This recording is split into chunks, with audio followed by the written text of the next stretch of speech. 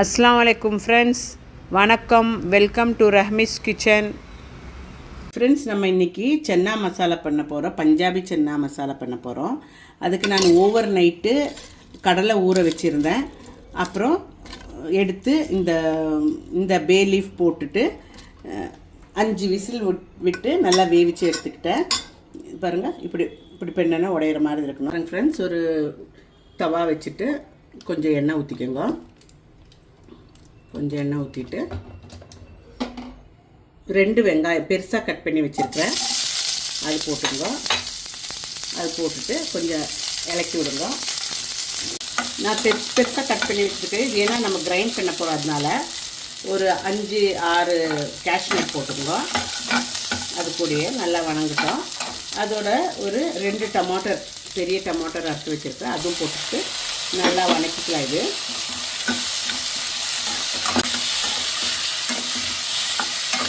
கொஞ்சம் கொத்தமல்லி, கொஞ்சம் கருவேப்பிலை போட்டுட்டு அதையும் சேர்த்து வணக்கிக்குங்க.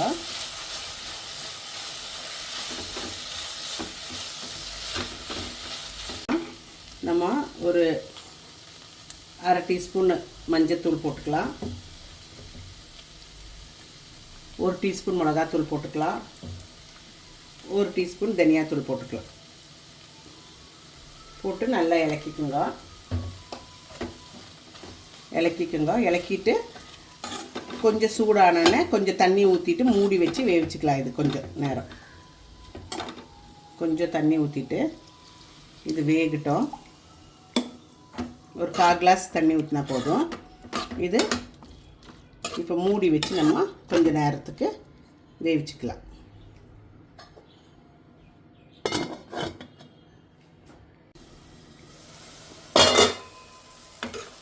பாருங்கள் ஃப்ரெண்ட்ஸ், நம்மளோட தக்காளி எல்லாம் நல்லா உடஞ்சிருச்சு. ஸோ இது ஒரு பிளேட்டில் போட்டுட்டு ஆற வச்சுக்கலாம். ஆற வச்சுட்டு இது நல்லா கிரைண்ட் பண்ணி எடுத்துடலாம்.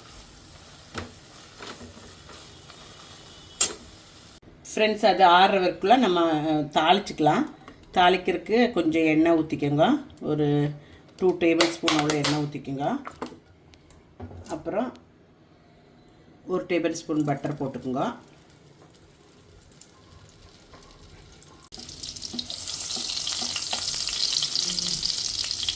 ஒரு 2 ஏலக்காய், 2 கிராம்பு, 2 பட்டை பீஸ், சின்ன பட்டை பீஸ் போட்டு தாளிச்சிக்கலாம்.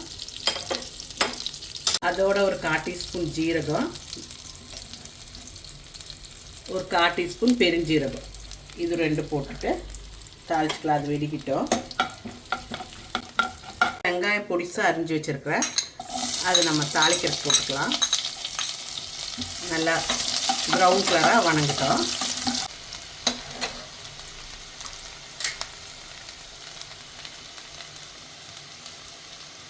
அது கூட ஒரு 3/4 ஸ்பூனு ஜிஞ்சர் கார்லிக் பேஸ்ட் போட்டுக்கலாம். நல்லா வணக்கிக்கலாம்.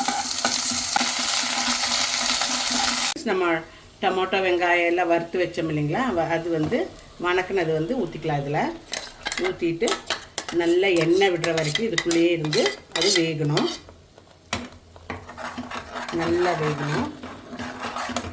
அரைச்சி வச்ச மசாலா ஊற்றின பிறகு அதில் ஒரு 1/4 டீஸ்பூன் பெருஞ்சீரகம் பொடி, 1/4 டீஸ்பூனு பட்டை கரம் மசாலா, ஜீரக பொடி 1/4 டீஸ்பூன், இது 3 போட்டுட்டு நல்லா இதை நல்லா கொதிக்க விடலாம். அந்த மசாலாலேருந்து எண்ணெய் வர வரைக்கும் கொதிக்கணும்.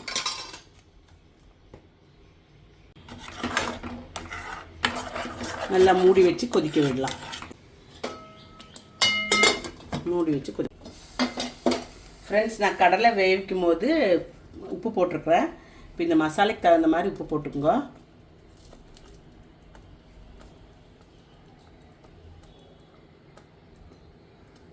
வேவிச்சு வச்சுருக்கிற சென்னா போட்டுக்கலாம். அந்த தண்ணியோடு போட்டுக்கோங்க.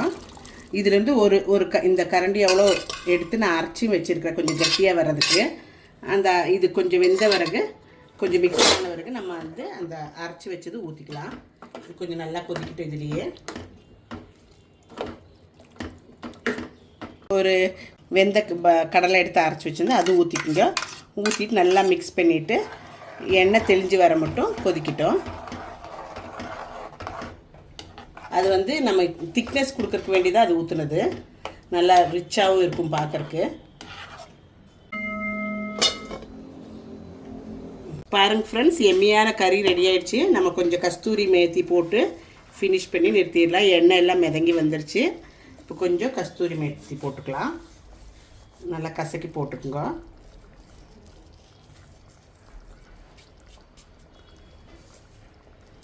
க்ரீம் இருந்தால் க்ரீம் போட்டுங்க. க்ரீம் இல்லைனாலும் போடலாட்டி பரவாயில்ல. நான் க்ரீம் போடல. பாருங்க ஃப்ரெண்ட்ஸ், நம்மளோட கறி ரெடி ஆகிடுச்சு. நம்ம டேஸ்ட் பண்ணி பார்க்கலாம் எப்படி இருக்குதுன்னு.